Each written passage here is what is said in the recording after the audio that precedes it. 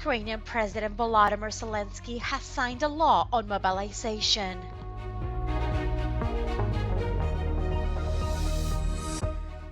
An Israeli strike in Lebanon kills an elite Hezbollah commander in the latest escalation linked to the war in Gaza. Italy prepares to negotiate the terms of its fiscal adjustment path with the EU ahead of the European elections.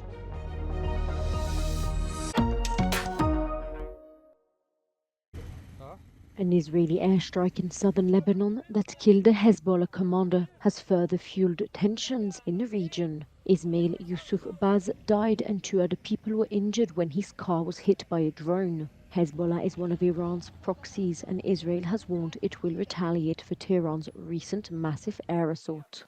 It's not clear if Israel intends further retaliatory action, but it has called on the West to tighten sanctions on the Islamic Republic to hinder its missile production capacity, a call that has been endorsed by Germany. Ich habe dann im Spätherbst gemeinsam mit Frankreich und anderen Partnern innerhalb der Europäischen Union dafür geworben, dieses Drohnensanktionsregime weiter auszuweiten, angesichts des Zündelns Iran und seiner Proxys auch im Nahen Osten, auch für andere Raketentechniken. Leaders from the G7 group of rich Western nations meeting on the Italian island of Capri are seeking to prevent the conflict erupting into a full-scale war. They're also pushing for a ceasefire in Gaza, where Israel's military campaign to crush Hamas continues unabated. The Russian military shelled 15 settlements in the right bank of the Kherson region in the past day, according to officials. The head of the regional military said Russia targeted the city of Berislav, damaging a residential building and a pharmacy. 15 people were injured. 700 с лишним дней войны, то мы уже научились. Срабатывает как сбережение, то есть между двух стен, дверной проем, вот так вот. Соседям говорят, даже балкон отошел.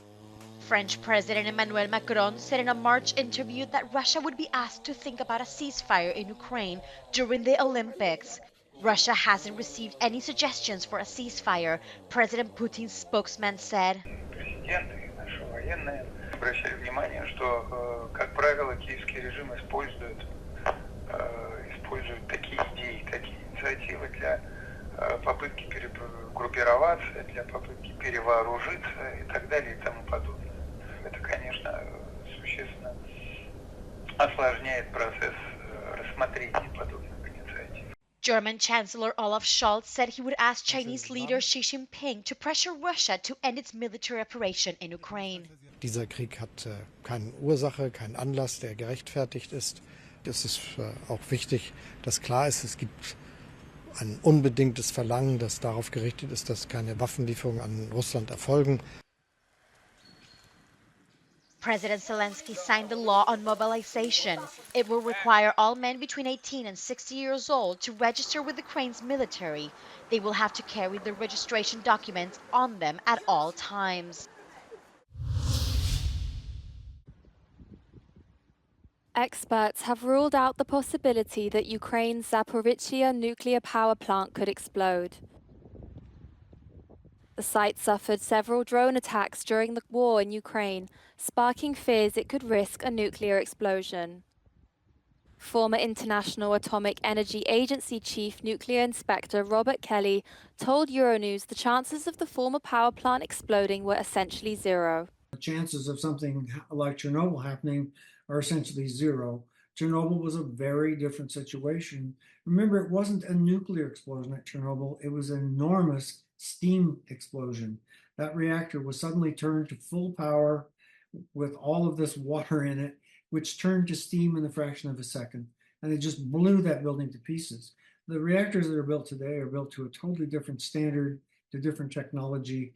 You're never going to get that kind of input. Kelly explained that Zaporizhzhia's reactors are placed inside a huge concrete and steel dome built to contain a steam explosion. In contrast, at Chernobyl, the reactor was contained inside an ordinary industrial building.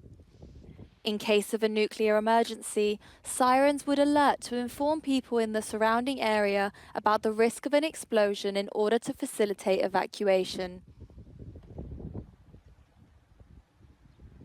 There are several ways to inform people. And the most robust of all of them are, of course, the outdoor sirens. They are very robust. They were built for the war. They are placed in such a way that they should be heard by everyone within these zones. All people within a 5-kilometre radius should be evacuated with an emergency plan applied to a 25-kilometre radius. Sheltering in a normal building is sufficient. What you are supposed to do is you will go indoors, you will listen to the radio, local radio station. They will immediately send out information about what's happened and what to do. What we have is a mixture between these primary protective actions, evacuation, sheltering, and iodine tablets. Depending on the scale of the radiation leaks, locals can ingest iodine tablets.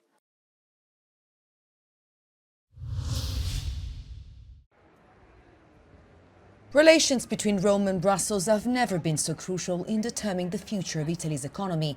The upcoming European elections are key as Italy prepares to negotiate with the EU the terms of its fiscal adjustment path. According to Italy's Statistics Office, the country has emerged as one of the strongest performers among large European countries over the past 4 years, although the positive turn of events has not ended the country's long economic stagnation. In un orizzonte temporale di medio-lungo periodo, quindi andiamo indietro agli anni 90 e confrontiamo la dinamica sia della crescita del fatturato delle imprese, della crescita del prodotto interno lordo, della produttività, ci accorgiamo che il nostro paese è cresciuto ad un tasso inferiore alla media europea. Quello che osserviamo recentemente è una reazione particolarmente positiva dopo la pandemia, quindi una capacità, delle imprese di aggiustarsi a questo shock, però anche questo effetto sembra mano a mano smussarsi. The Italian government has forecasted the country's expected growth to be around 1% in 2024,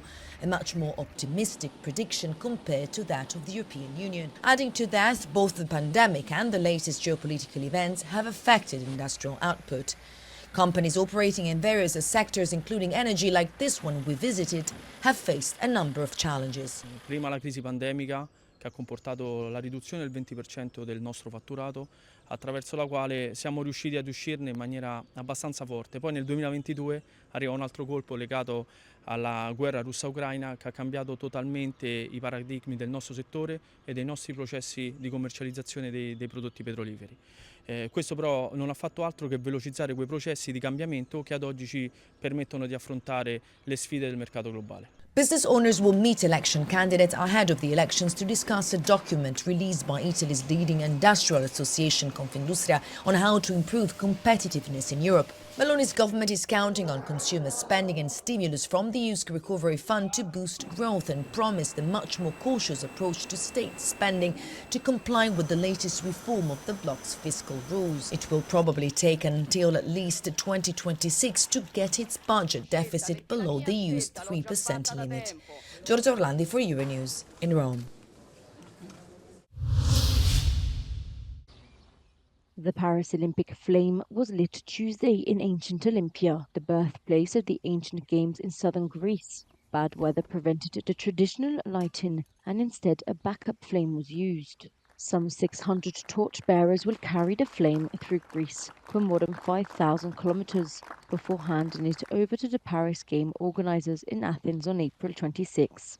Thousands of spectators from all over the world came to assist the event, whilst the games are due to start in Paris on July 26. Following months of public pressure, Ruth Petir, the Israeli artist exhibiting work at this year's Venice Biennale, has closed her country's pavilion until a ceasefire is reached. The decision to pull the show follows a months-long public debate within the arts community about allowing the Israeli pavilion to run at the Biennale. The art festival runs until late November, and the artist says they are hopeful the conditions will be reached to open.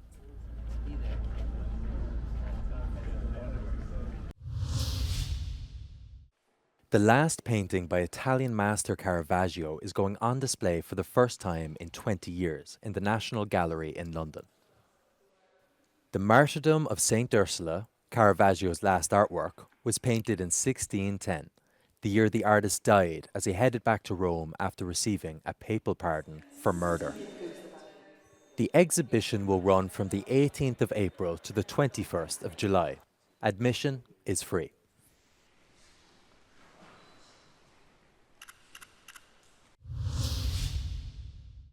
Scientists are warning that rising ocean temperatures are causing potentially devastating harm to delicate coral reefs around the world. An international research group says coral bleaching has occurred in the waters of at least 53 countries, including Australia's Great Barrier Reef. It happens when coral becomes stressed because of rising sea temperatures. The climate projections predict that every coral reef on the planet is going to experience bleaching every year sometime between 2040 and 2050. And that's based on the rate of warming we're seeing right now.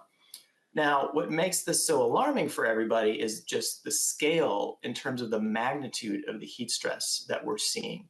So this, the severe nature of just how hot the oceans are and have been now for, over a year is really unprecedented in any record that we have. So I would say people are very, very alarmed. It's the second such major event in recent years. Coral can recover from bleaching, but if it's severe, long-lasting, entire reefs can die, a disaster for all marine life dependent on them.